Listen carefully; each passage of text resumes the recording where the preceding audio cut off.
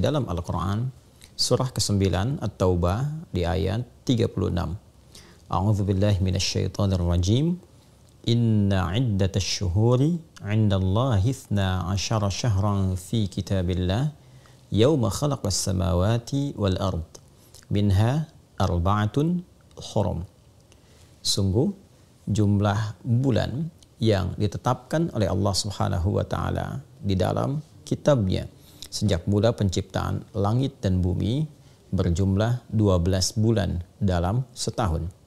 Di antara 12 bulan itu ada 4 yang ditetapkan oleh Allah sebagai bulan hurum. Bulan hurum adalah bulan-bulan tertentu yang dijelaskan oleh Nabi SAW dari jumlah 4 bulan tadi. Dalam riwayat sahabat Ibnu Abbas radhiyallahu taala anhuma menyampaikan Nabi SAW menegaskan talata mutawaliyat, 3 dari 4 itu berada berurutan, yaitu Dzulqa'dah bulan ke-11, Dzulhijjah bulan ke-12, dan Al-Muharram bulan yang pertama. Sedangkan 1 dari 4 itu terpisah berada pada posisi yang ke-7, yaitu bulan Rajab. Rajab Mudhar ma baina Jumadah wa Sya'ban. Dan yang keempat adalah bulan Rajab yang terurut pada urutan bulan ke-7 dalam tahun Hijriyah yang diagungkan oleh suku Mudhar pada saat itu dan berada di antara bulan Jumadah dan bulan Sya'ban. Saudara-saudariku, Rajab secara bahasa berarti sesuatu yang diagungkan, bermakna ta'zim, karena pada masa itu orang-orang jahiliyah pun, khususnya suku Mudhar yang menjaga keagungan di bulan Rajab ini, menjadikan penghormatan terhadap bulan ini begitu istimewa karena memang mengetahui turunan-turunan sejarah kemuliaan dari bulan ini yang termasuk dalam 4 bulan mulia ditegaskan dalam Al-Quran dengan nama Hurum. Bulan Hurum, bulan yang sangat dihormati, bulan yang terjaga dari segala nilai-nilai keburukan, bulan yang terjaga dari segala tindakan-tindakan kontraproduktif, perilaku-perilaku maksiat. Bahkan untuk menjaga kemuliaan bulan ini pun, sejahiliyah-jahiliyahnya umat di masa lalu, mereka tetap menghormati bulan ini dengan mengadakan perdamaian di antara suku-suku yang bertikai. Mereka sepakat tidak berselisih di bulan ini, tidak berperang di bulan ini, dan berusaha untuk mengevaluasi kegiatan-kegiatan sehingga melahirkan harmoni dalam konteks kehidupan sosial. Karena itu, Allah Subhanahu wa taala memberikan keutamaan-keutamaan yang ditegaskan dalam Al-Quran, juga dijelaskan oleh Nabi SAW dalam tatanan-tatanan hadis beliau. Fala tazlimu fihinna anfusakum. Maka bila telah masuk di bulan-bulan mulia itu, Allah menegaskan pesan yang kuat kepada kita, jangan sampai kita berbuat zalim di bulan-bulan itu.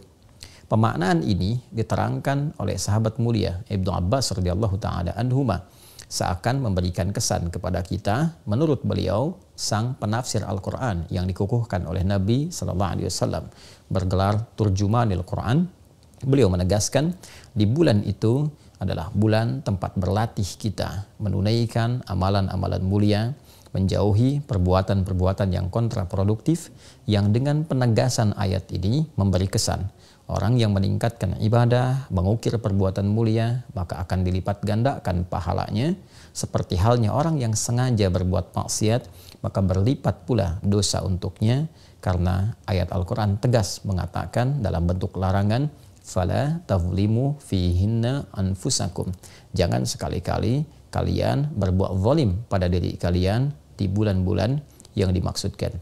Untuk itu, para ulama menghimpun petunjuk-petunjuk dari Rasulullah SAW terkait dengan keutamaan bulan mulia ini, khususnya Rajab yang kini tengah kita berada di permulaannya. Di antara kemuliaan yang dimaksudkan, banyak iringan-iringan amal soleh yang mungkin kita bisa kerjakan. Karena ayatnya, hadisnya tidak merinci apa saja yang bisa dikerjakan, ini memberikan petunjuk yang umum untuk dilakukan. Maka para ulama memperkenankan kita untuk memperbanyak amal soleh, baik berupa ibadah ritual, tingkatkan sholatnya, dari mulai fardu, tingkatkan dengan tambah amalan sholat sunnahnya, sunnah yang melekat, yang mengiringi setiap sholat fardu dengan rawatib itu, pagi kah, siang kah, malam kah, atau juga ada duhanya, ada kemudian tahajudnya. Kita bisa berlatih untuk meningkatkan ibadah di waktu-waktu yang spesial ini, sehingga dengan itu berpeluang mendapatkan lipatan pahala. Pun demikian, kita mencoba juga meningkatkan amalan lewat harta. Misalnya, ada jalan melalui harta dengan bersedekah, dengan infak, atau dengan pengetahuan, share pengetahuan. Sekarang era media sosial, Anda membuat status, share tentang isi hadis yang bermanfaat, ayat-ayat yang memotivasi, dan itu melahirkan pahala yang berlipat di bulan ini. Pada saat yang sama, kita mencoba untuk meninggalkan perbuatan-perbuatan yang dilarang, yang kontraproduktif, yang disebut dengan maksiat itu. Mari, sejak saat ini, berusaha untuk menanggalkan perbuatan-perbuatan negatif dari pikiran kita, dari pandangan kita, dari pendengaran, dari lisan, sampai ke ujung kaki. Maka bulan ini adalah bulan yang sangat spesial dan momentum terbaik untuk meninggalkan perbuatan-perbuatan terlarang. Hoax, hal-hal yang buruk, perselisihan, hendaknya disudahi, ditinggalkan, berubah menjadi lebih baik. Dan ini hikmahnya adalah latihan awal sebelum kita memasuki puncak peribadatannya, yaitu di bulan Ramadan nanti. Rajab adalah pembukanya, Sya'ban adalah penguatnya, dan Ramadan adalah hakikat perjuangan kita yang telah disiapkan sejak munculnya bulan Rajab dan berlatih kita di dalamnya. Di bulan haram ini boleh juga kita menggabungkan satu amalan yang sekiranya menghimpun seluruh kemuliaan tadi bisa dilakukan. Di antara caranya adalah seperti yang diisyaratkan Nabi SAW, yaitu dengan meningkatkan puasa di bulan Hurum, Dzulqa'dah, Dzulhijjah, Al-Muharram. Kita belum sampai ke bulan itu, namun kita sekarang berada di bulan Rajab. Maka boleh kita memperbanyak meningkatkan puasa di bulan ini, karena puasa memiliki hikmah meningkatkan ketakwaan, meningkatkan ibadah, sekaligus saat sedang menunaikan puasa itu juga dapat berlatih mencegah segala hal yang dilarang oleh Allah dan Rasulnya. Boleh, silahkan meningkatkan puasa di waktu-waktu bulan mulia ini. Kemudian juga malamnya tingkatkan tahajud, tingkatkan permohonan pada Allah Subhanahu wa Ta'ala. Mudah-mudahan dengan meningkatkan amalan di bulan Rajab ini, malamnya kita tingkatkan, siang kita tingkatkan, tilawah kita tingkatkan, kemudian memberikan jejak kehusyuan dalam jiwa kita, meningkatkan kekuatan dan semangat untuk bertakarub kepada Allah, sehingga saat tiba Ramadan itu kita sudah lebih siap membiasakan diri dan beradaptasi dengan ibadah. Memang ditemukan beberapa hadis-hadis yang kualitasnya sangat lemah, bahkan ada yang palsu terkait dengan keutamaan Rajab. Tapi bukan berarti amalan-amalan yang bisa kita kerjakan itu terlarang sepanjang ada hadis-hadis yang sahih, sepanjang ada ayat-ayat yang memang mendorong kita untuk beramal. Karena itu bukan berarti karena ada hadis-hadis yang bermasalah malamnya kita tidak sholat. Silahkan bangkit, tunaikan tahajud, malam ini istimewa, Rajab dilipat gandakan pahala. Silahkan siangnya puasa karena ada hadis-hadis terkait dengan keutamaan puasa di bulan Hurum. Anda silahkan tingkatkan Seninnya, Selasanya, atau Senin Kamisnya, atau puasa Daudnya, atau bahkan Senin puasa, Selasa puasa, Rabu puasa, Kamis puasa, Jumat istirahat, boleh, tidak ada masalah. Niatkan puasa di bulan Hurum, spesifiknya untuk di bulan Rajab, dan mudah-mudahan Allah Subhanahu wa Ta'ala memberikan segala janji yang telah ditegaskan dan menjauhkan kita dari segala perbuatan maksiat. Saudara-saudariku, di bulan ini pula ada keutamaan-keutamaan yang terjadi, tercatat di dalam sejarah dan menginspirasi kita semua untuk belajar. Di antara sekian banyak momentum yang terjadi, yang paling populer dalam satu riwayat, sekalipun ada perbedaan-perbedaan riwayat, riwayat yang paling populer di bulan ini terjadi peristiwa Isra dan Mi'raj.